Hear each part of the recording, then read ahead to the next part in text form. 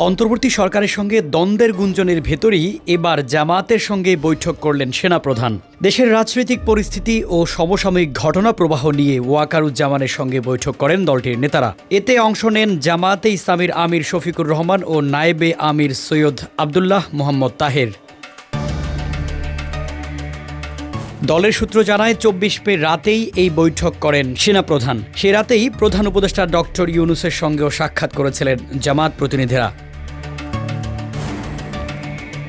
ওয়াকারুজ্জামানের সঙ্গে এই বৈঠকের বিষয়ে নায়েবে আমির আবদুল্লাহ মোহাম্মদ তাহের জানান, এটি কেবলই সৌজন্য সাক্ষাৎ ছিল, তবে বৈঠকে সামগ্রিকভাবে বর্তমান পরিস্থিতির ব্যাপারে কিছুটা কথাবার্তা হয়েছে।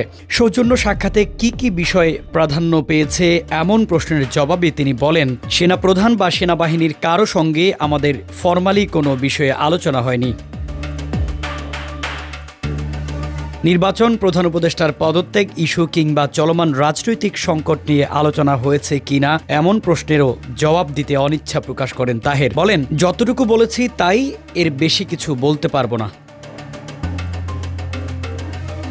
সম্প্রতি নির্বাচনের রোড ম্যাপ চেয়ে অস্থির হয়ে ওঠে দেশের রাজনৈতিক প্রেক্ষাপট। এরপর প্রধান উপদেষ্টার পদত্যাগের গুঞ্জনে আরও ঘোলাটে হয় পরিস্থিতি।